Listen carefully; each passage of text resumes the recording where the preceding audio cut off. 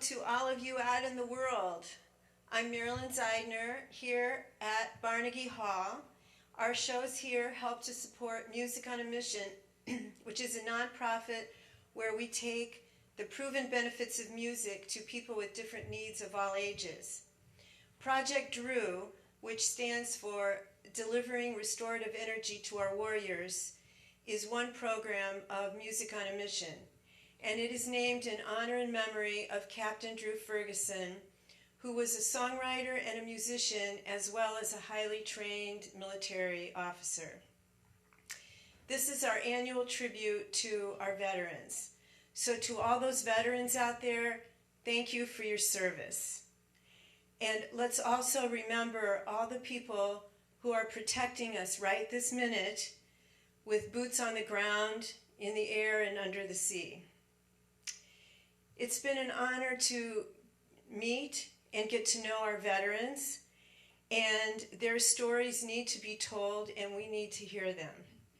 Their songs are then a lasting tribute to their service and place in history. Our songwriters have incredible talent, insight, and compassion, which is what makes this program successful. The veteran and songwriter connect, and their stories are transmitted heart to heart and soul to soul.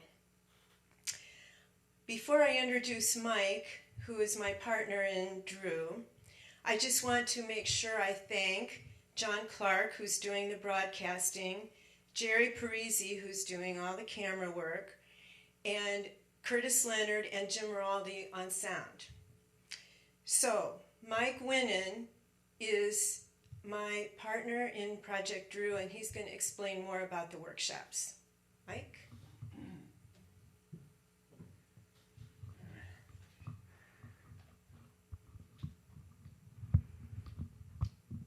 Okay, thank you, Marilyn. Thanks so much, and hello, everybody. My name is Mike Winnan, as Marilyn said, and I'm part of the wonderful team here in Music on a Mission and Project D.R.E.W. Project D.R.E.W is named after my cousin, Captain Drew Ferguson, who is an Army Airborne Ranger, Green Beret, and a Special Forces operative. We lost him in the summer of 2017 when he took his own life. And part of his legacy lives on in Project D.R.E.W because he believed in the power of music to bring people together. And while we can't be together right now due to the pandemic, we're so glad that you joined us with our virtual concert, our tribute concert. Marilyn described delivering restorative energy to our warriors. Just to tell you a little bit about our workshops and our tribute concerts, we're here in Barnagie Hall in Avon Lake. And when we do workshops, we hold them over a weekend, and we invite a small group of veterans to join us on a Saturday, and we pair them up with a songwriter, as Marilyn described. And we just, to begin with and simply stated, we just sit and listen to them. We listen to their stories, whatever they may want to share with us about their experiences. The next day, our songwriters return, and we put on a small concert here and record those songs to share with the community. So wherever you may be listening today, we hope that you will enjoy these original works and hope that you'll just try to connect with and be in touch with whatever emotions you may feel. Sometimes we hear just crazy stories, and sometimes they're funny, sometimes amusing, sometimes extremely sad. And we just hope that you will feel that with us and for our veterans and help us to connect with our community. So without further ado, we'll hear more about a little bit more about Drew later, but we want you to enjoy the evening of music. Thank you. Hi, my name's Charlie. My veteran this time, I only got to do one, so that's the heartbreak. But my veteran this time was actually two people. It was Larry and Lori Coleman, because you can't have one without the other. These two have been married for 57, almost 58 years now, and they're inseparable. This kind of Larry's life in three acts. The first part is about his father. His father was a World War II veteran who spent far too many days on the front line. When he came home, he had what we now know is to be severe PTSD, and he would erupt into moments of rage where he would attack his wife, his children, and everything else. And that was what Larry grew up with as a young boy, was trying to protect his mother and his sisters from his father. As he got older, the rage became worse.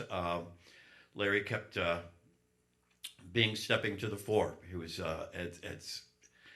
it's hard to imagine that you would have to go up against your father to protect your mother and your children and your sisters, but he did. And then at 17, very strangely, he joined the military.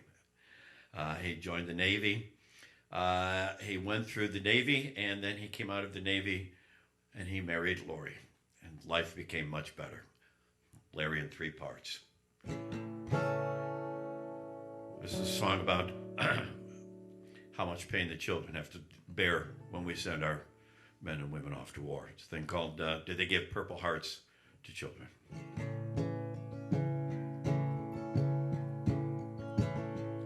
Can you see inside a man's soul scars he carried through his life?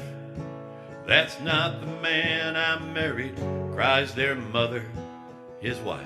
Too many days upon the front line, bombs bursting in the air. Fireworks on the 4th runs for the woods, hopes to find some cover there. Now mom protects the children as the fury comes and goes. You can read it in his eyes as the demons come take hold. He can't remember any damn thing once the rage has gone cold. It's just so hard to understand when you're 7 years old.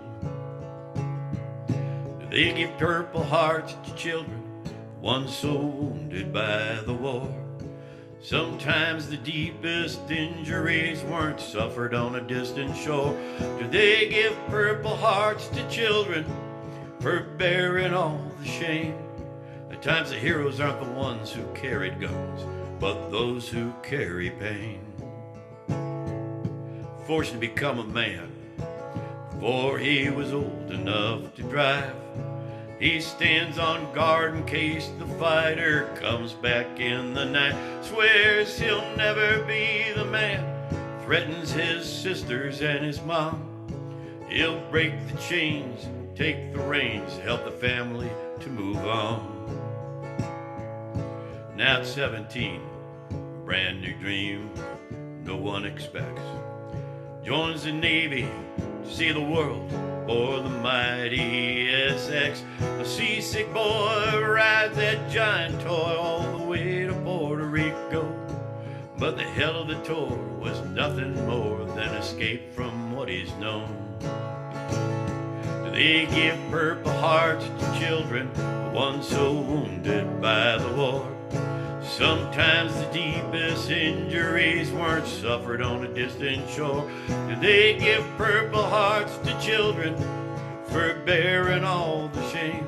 Times the heroes aren't the ones who carry guns, but those who carry pain.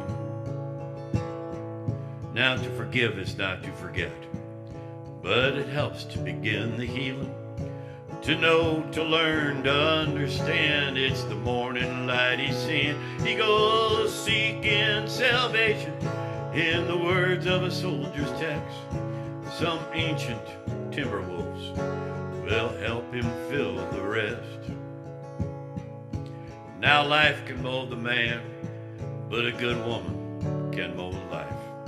After spits and starts, a broken heart, trades the Navy for a wife. She knows his past heartache, but it's a future that she brings. Through hard times and good, perfect harmony they sing. Do they give Purple Hearts to children, one so wounded by the war?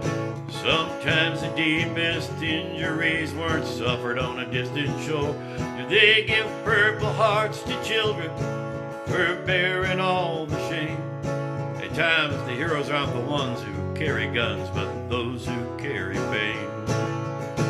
Do they give Purple Hearts to children, one so wounded by the war? Sometimes the deepest injuries weren't suffered on a distant shore. Do they give Purple Hearts to children for bearing all the shame? times the heroes aren't the ones who carry guns, but those who carry pain. At times the heroes aren't the ones who carry guns, those who carry pain.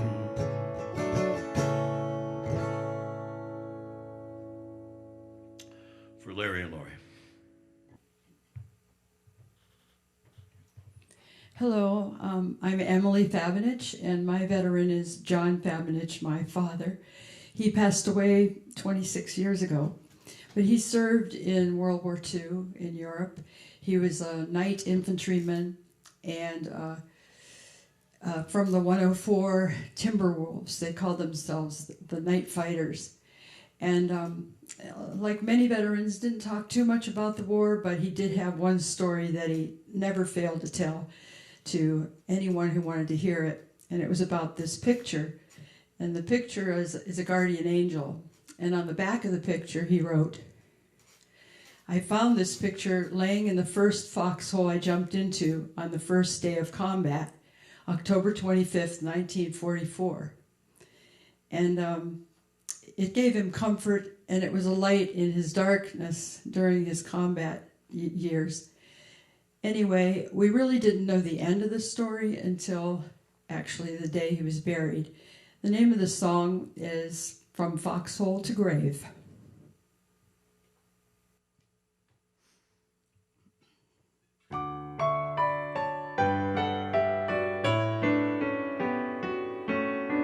Johnny found a picture of a guardian angel when he jumped into a foxhole that night.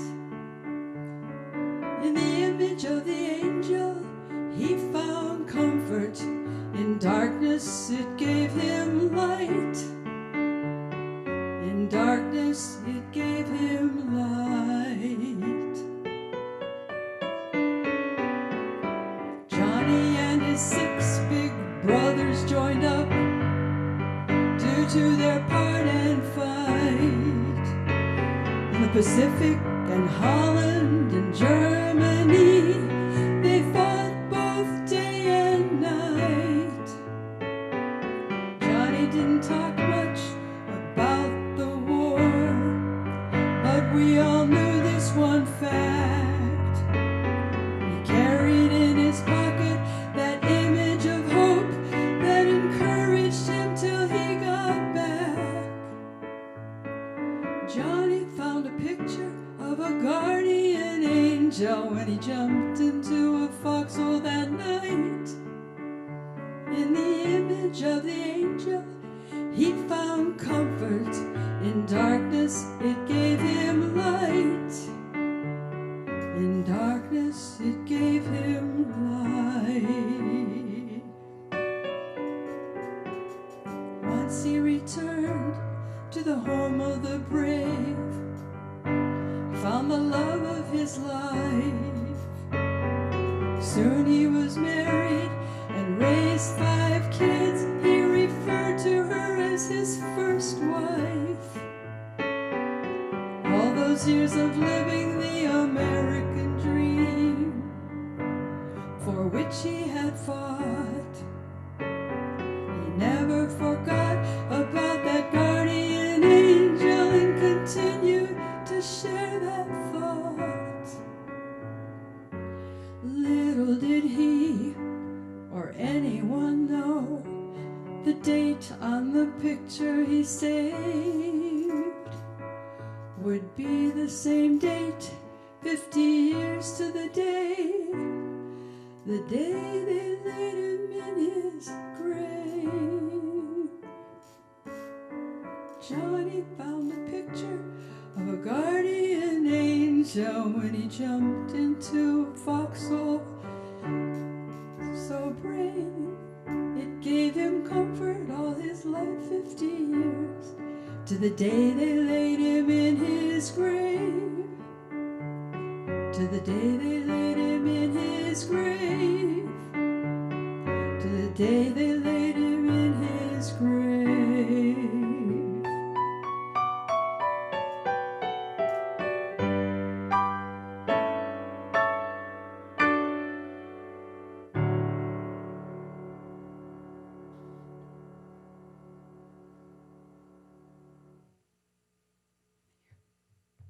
Hi, I'm Brent Kirby, and this is a song that I wrote with Andrew Mason from Sheffield Lake. He was in the National Guard, and he was a person that always worked hard and always talked about he would stay to the end of what needed to be done. So this is called The Last to Leave.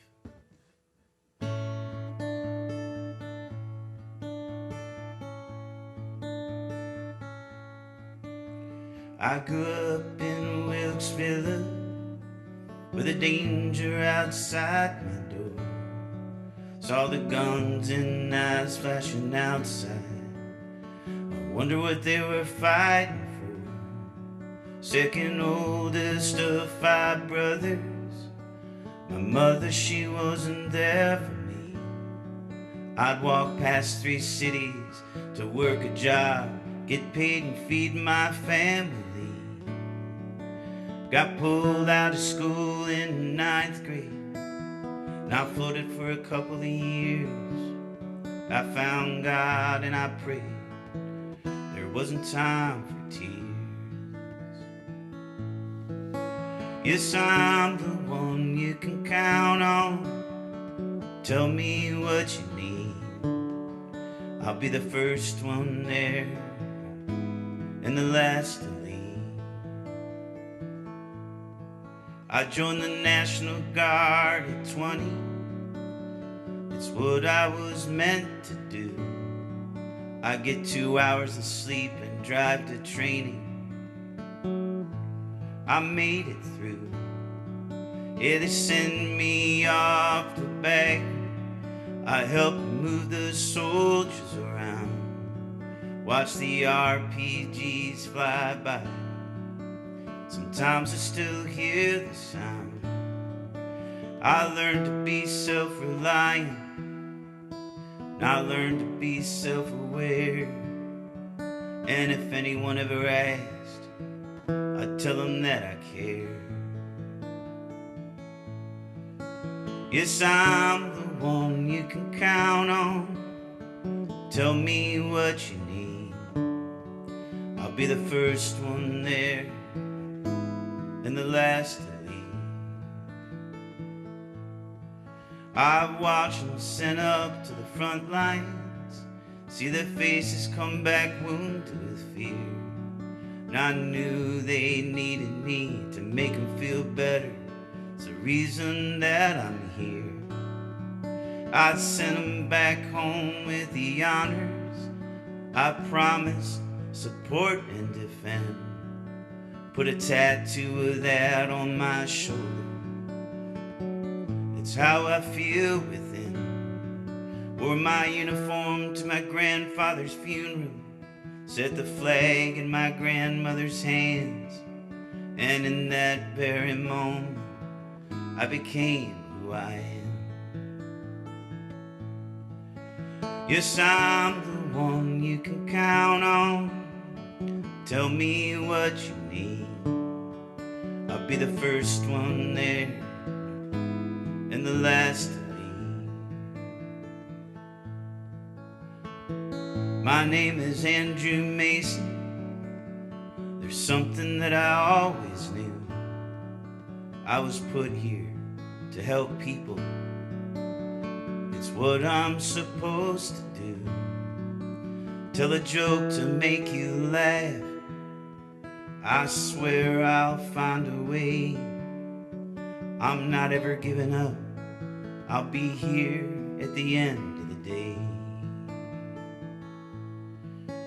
Yes, I'm the one you can count on. Tell me what you need. I'll be the first one there and the last to leave.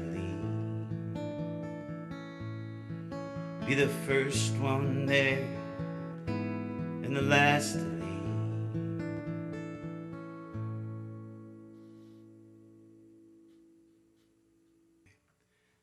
Hi, I'm Brent Kirby, and I had the privilege to talk to Tom and Sherry Barnes about their son, Eric Barnes, Airman First Class, and he died in a roadside bomb attack in Iraq.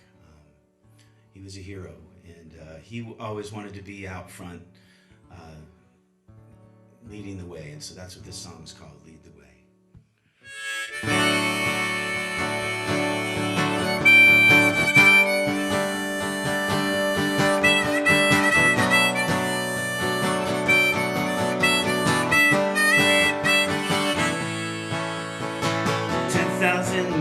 miles through sand and stone.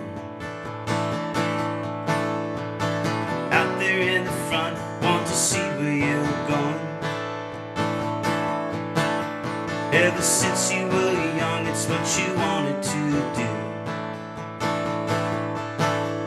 Eagle Scout earned his wings and away he flew. They tell his story to the ones that swearing and we share his glory. His family and a kin on the 10th of June string the lights up in a yawn so we can all be together. They called you the Joker, you made everybody smile. Stateside in Wyoming, but only for a while. You wanted to go back, you had to persuade. They gave you 3 days, but your decision was made. They tell this story to the ones that swearing and that share his glory. With his family and our kin on 10th of June, string the lights up in a yacht so we can all be together. This weight we carry, today is the day.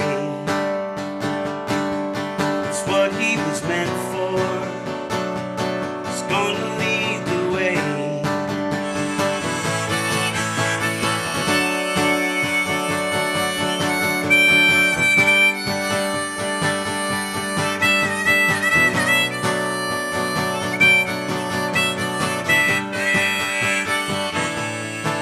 Now there's streets, rooms and parks and paintings with your name. We get gifts in the mail, we don't know where they came. We wear your jacket, had your name sewn in. Woven in the fabric, we can feel you within.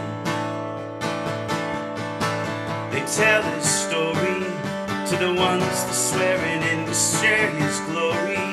With a family and a kin on the 10th of June, string the lights up in the yacht so we can all be together. With this weight we carry, today is the day. It's what he was meant for. It's gonna lead the way. With this weight we carry, today is the day. We will always remember. It's gonna lead the way. It's gonna lead the way.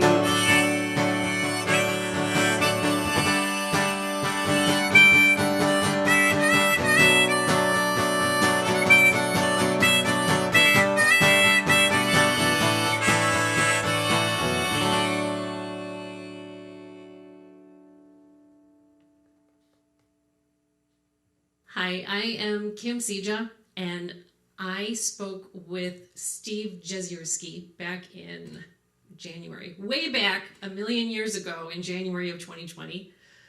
And Steve is a 95-year-old veteran of World War II.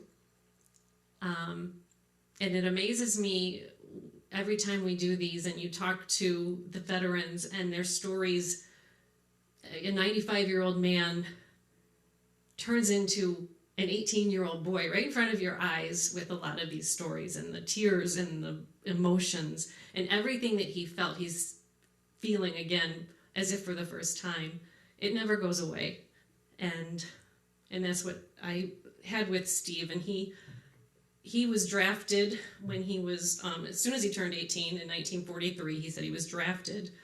And he was in World War II toward the end of the war and through the occupation. And his father came here from Poland, and he gave him a prayer book when he was a child, very devout Catholic. And it was the guardian angel prayer. And it was in Polish, and he gave him this book, and he took this book with him when he went away to fight in the war. And so I wrote a song about his book, his prayer book. And it's called Angel.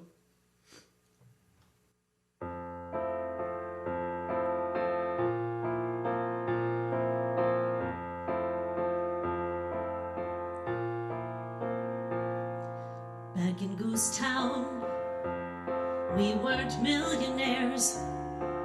My father passed down a book with 3 prayers.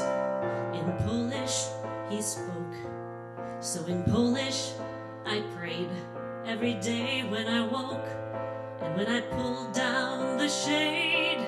So when I was called up to fight for my flag, I threw that old book in my bag. Angel of God, my guardian dear, to whom his love commits me here. Ever this day be at my side, to light and guard, to rule and guide. Be at my side, angel of mine.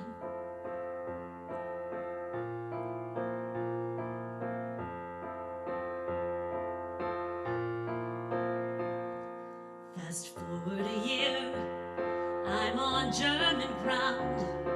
Got my book with my gear. As shells burst around, a woman cried out, but it was a guy's.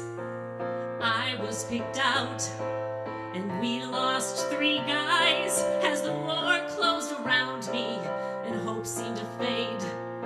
I fell to the ground and I prayed, angel of God, my guardian dear, to whom his love commits me here. Ever this day be at my side, to light and guard, to rule and guide. Be at my side, angel of mine.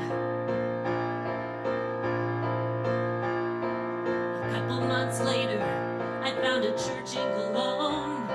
There was a rare lull, so I went in alone. I set down my prayer book to make the sign of the cross when my sergeant yelled, "Jazierski, get out!"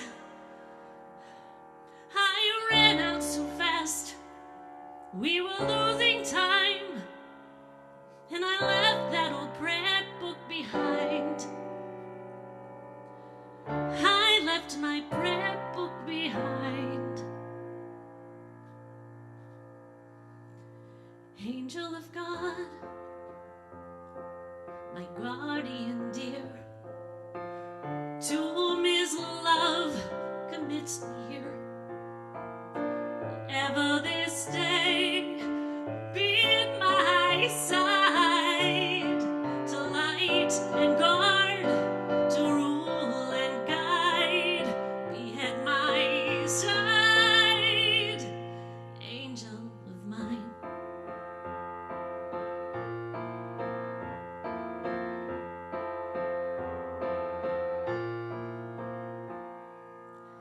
I made it through V-Day, went home, met my wife, started a family, went on with my life. When a package arrived from Europe by air, and in front of my eyes was that old book of prayer. I don't know who sent it, nobody signed. I guess it's that angel of mine, angel of God, my guardian dear, to whom his love commits me here. Ever this day be at my side, to light and guard, to rule and guide. Be at my side, don't leave my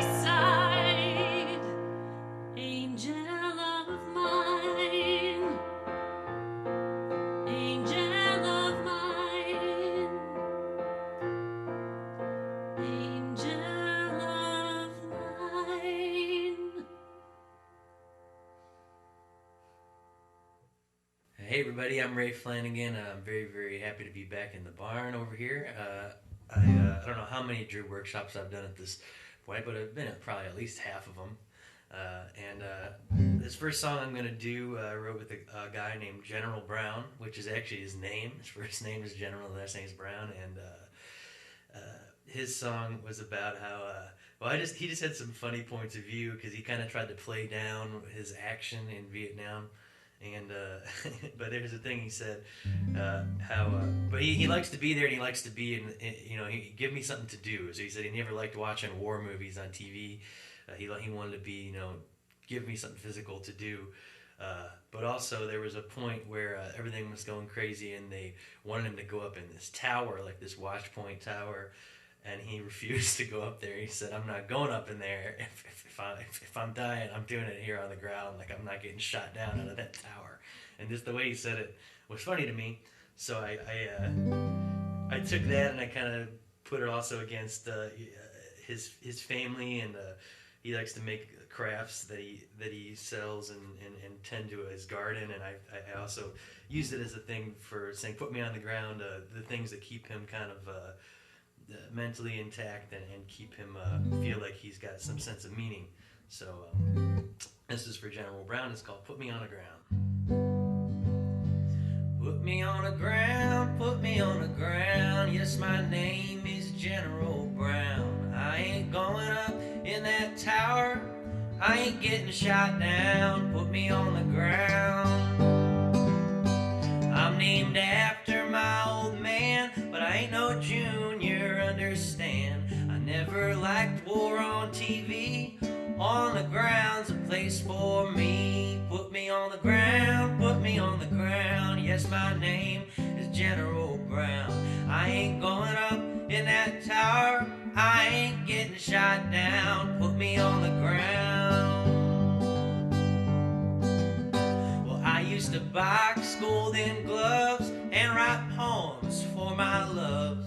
That might be, you might say, why I was drafted Valentine's Day. Put me on the ground, put me on the ground. My name is General Brown. I ain't going up in that tower, I ain't getting shot down. Put me on the ground.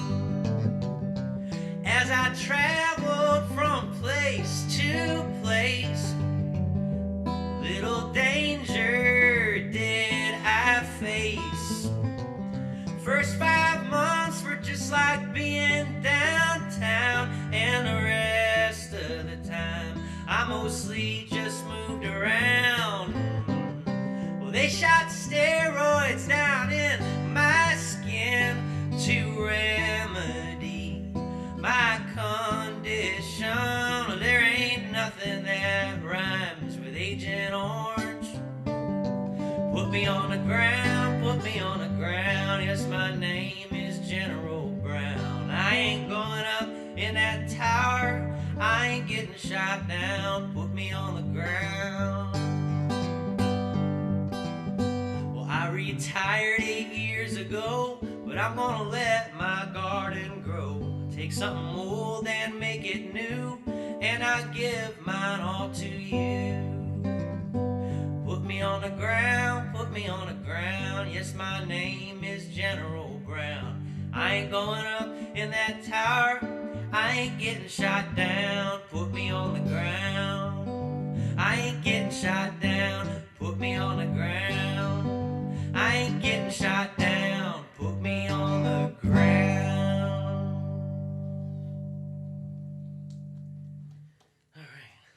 All right, Put Me on the Ground, General Brown. This next tune was the first one that I ever did for Project Drew, and it's Zach Lewis's song, and it's always a special one to me about his time his time overseas in Kandahar, and I don't know. I feel like it's not one I need to tell a crazy story about because it's in the song. This one's called Living on the Strong Point.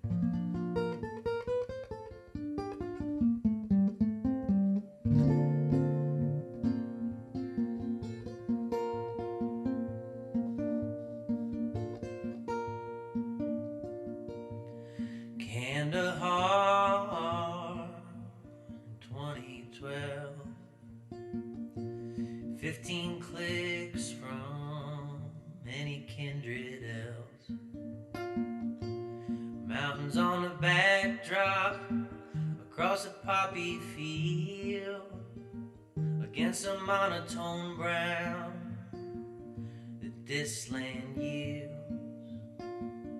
Hot dirt and dust kicking up above, a world and then some from the one I love, singing the songs we brought from Fort Bragg, that old 82nd airborne rag. Well, it's up, up, up, and it's down, down, down. Oh, we mostly wound up feet on the ground. Those Hesco walls and concertina wire, living on a strong point, my brothers and I.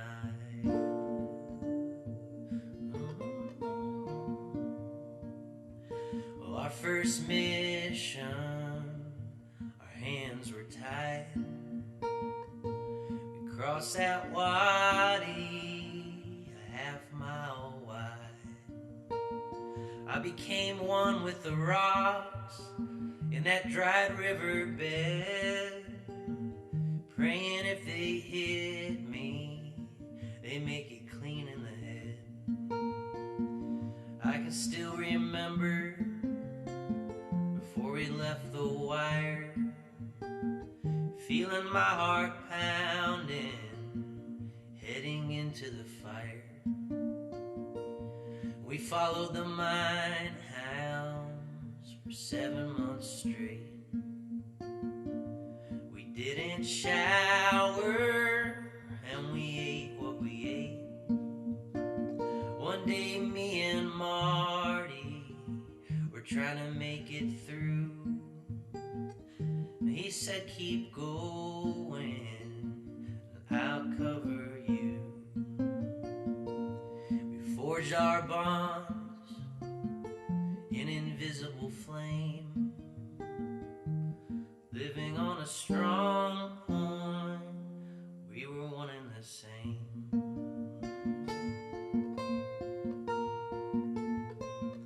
The Taliban hotel down a mined alleyway, there's 3 IEDs, blew half of us away.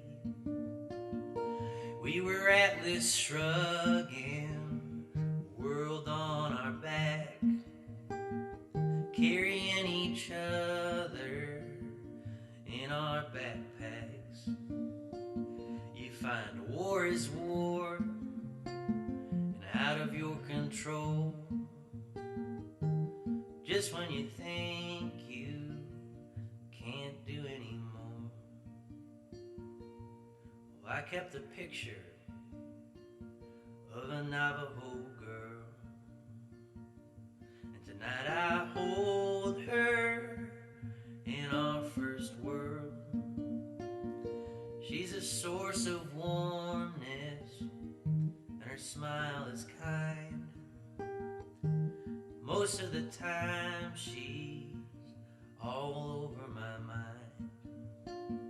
Before echoes of the mountains release my eyes, living on a strong point, my brothers and I. Still living on a strong point, my brothers and I.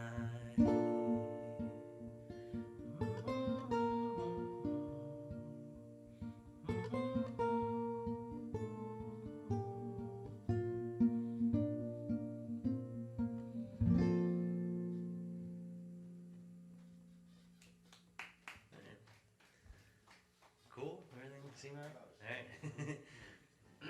Thank you all very much. God bless and have a great rest of your whatever you're doing. That's awesome, right? great honor of meeting Richard Schroeder. And when I first met him, he told me he was going to tell me a war story. But it was going to be a little different. And it was. This is an awesome story. I'll tell it as fast as I can. His mom and dad met coming to America, German immigrants, before World War II. They get married. He's born the very next year. He's an American citizen. They're here. They get the great idea to go home for just a visit. So they go home and get stuck in Germany as World War II breaks out. So he grows up in Germany as American, nobody knows it. So he and his mother end up living in the countryside. His father ends up having to work at an airport, but he wasn't in the military.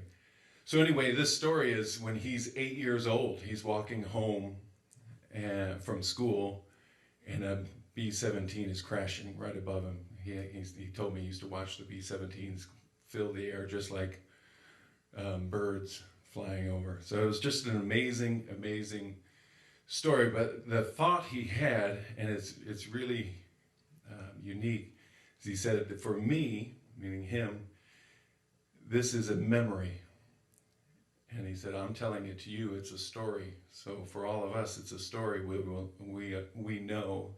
But for him, it's still a living memory. He was there. And he said it'll be, a memory until he's gone. And so it was a great thought. But this is called Until the Memory Fades. 1, 2, 3.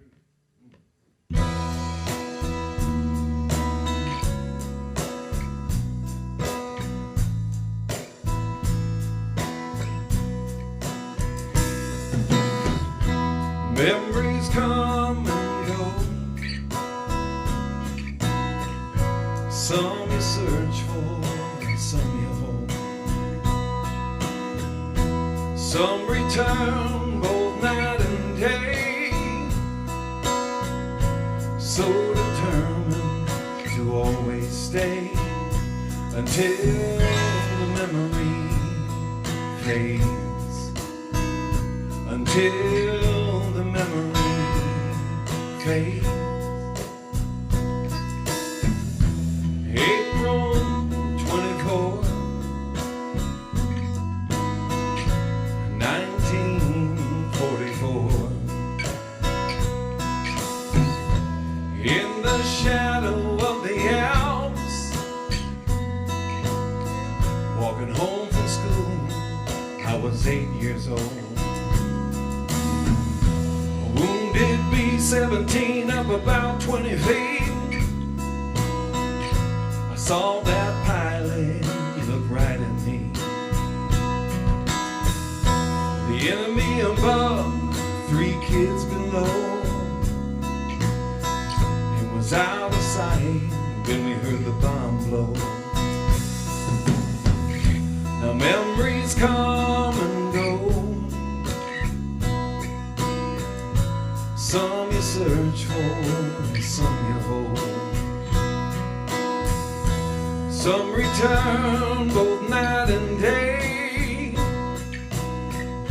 so determined to always stay until the memory fades. Until the memories fade. The plane came down not far from there. They took 9 of the crew to a prison somewhere. I lived my childhood at the edge of war, not really knowing what we were fighting for. Over 75 years have gone by, and I can still see that pilot's eyes. And I wonder if I'm the last to say that I was there on that April day. The memory lives on in me. Memories come and go, some you search for and some you hold. Some return both night and day, so determined to always stay until the memories fade. Until the memory fades. Until the memory fades away.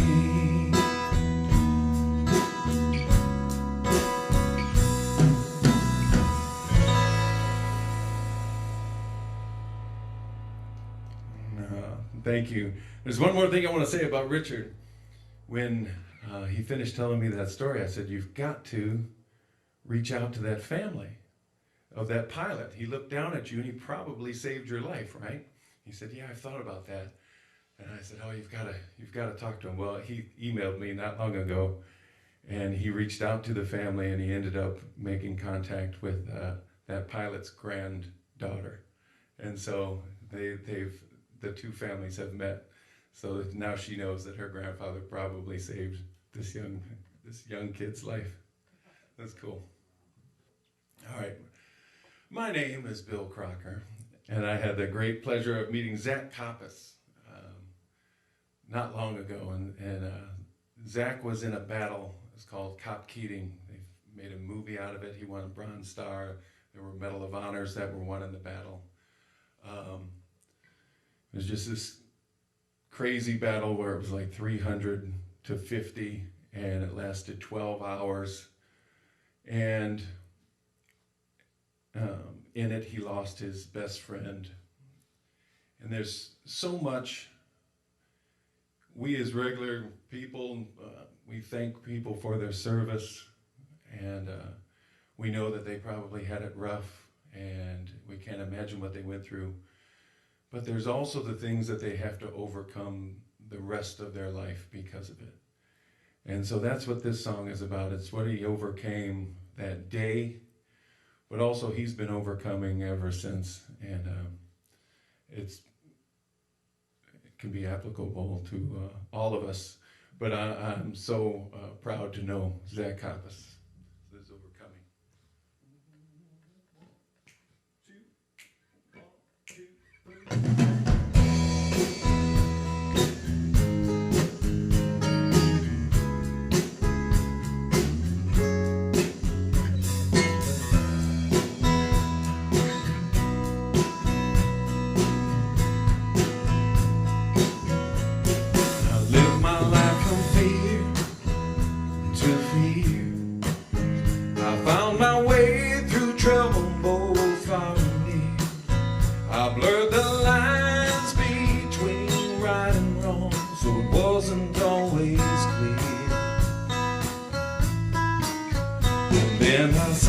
I saw the sign.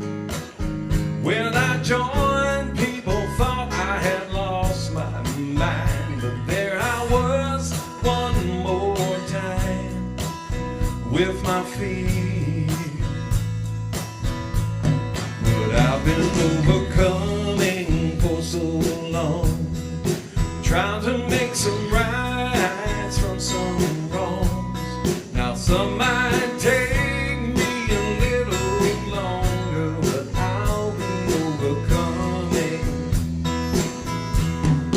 October 3rd, 2009. That day is burned into my mind. They brought it all in 12 hours time, and might have had us all. You're fighting for your brothers and they fighting for you. You do everything that you can do. Oh, but brothers and best friends, they sometimes fall. But I've been overcoming for so long, trying to make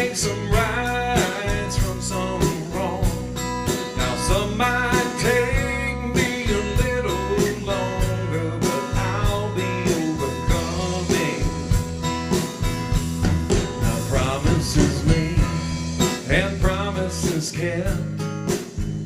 I've stayed where my best friend once had slept, and we keep their memories from slipping away. But happy endings are hard to come by. My story's told to shed some light, and in that light maybe we'll find a brighter day. See, I've been overcoming for so long, trying to make some rights from some wrong. Now some might take me a little longer, but I'll be overcoming. One more time.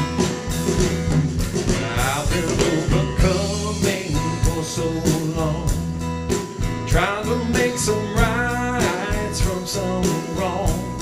Now some might take me a little longer, but I'll be overcoming. Some might take me, some might take me a little longer, but I'll be overcoming. One last time. Now some might take me a little longer, but I'll be overcoming.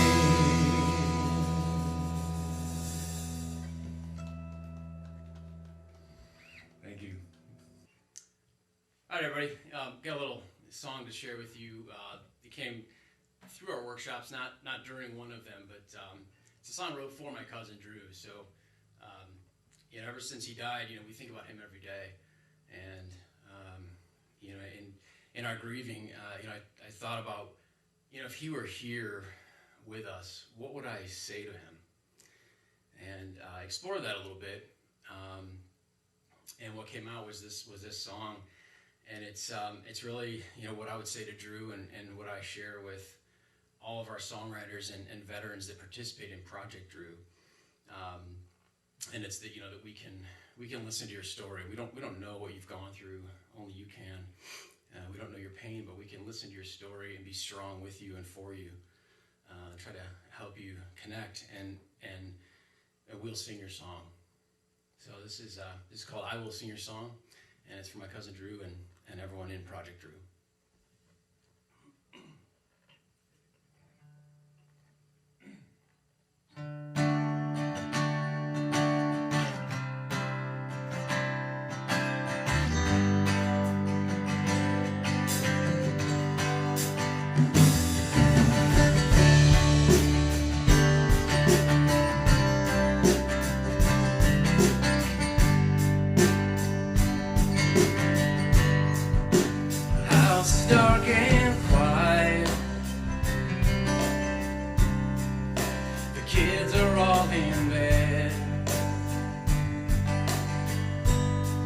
Neil Young is hitting high notes, rattles memories round my head.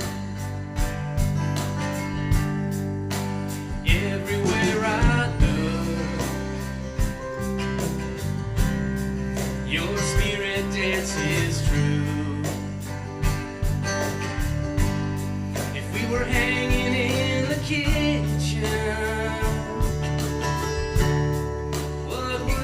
say to you, I don't know your pain,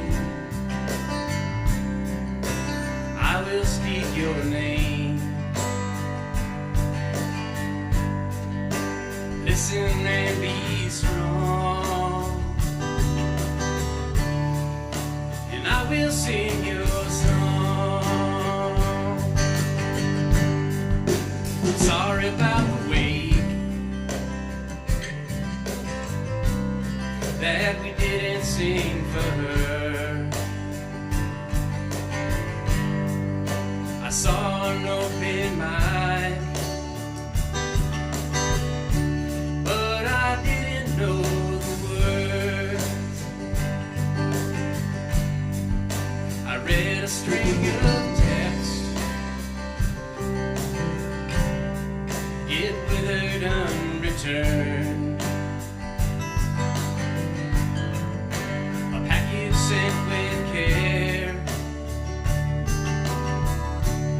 life will be, God knows where. I don't know your name, I will speak your name. Listen and be strong, and I will sing your song. These roads, they have no lines, your signal bar's flat end, a convenient place to rest, a bowl of noodles with a friend. Somehow we lost touch, you slipped right off the grid. A painting and a poem. By mid-July, you were gone.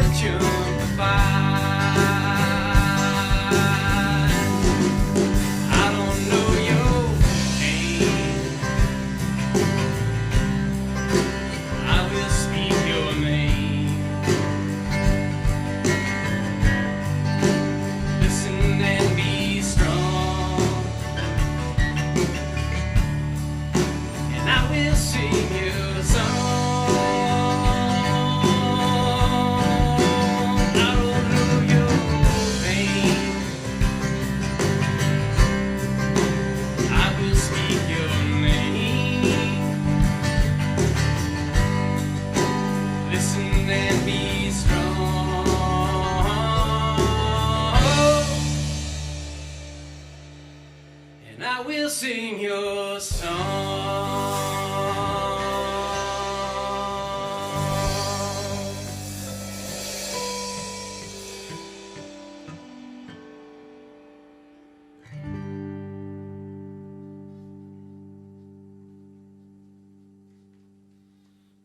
Thank you.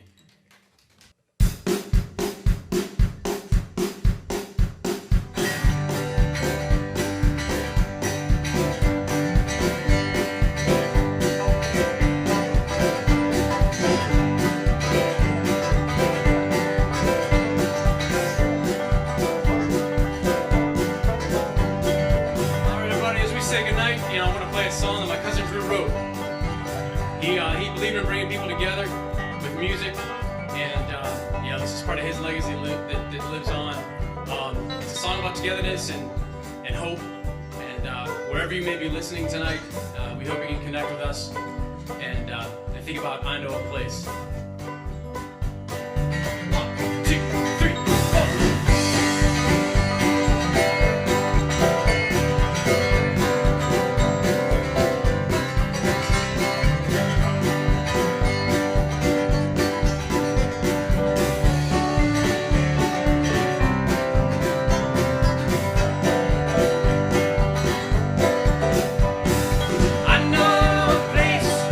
I know a place where we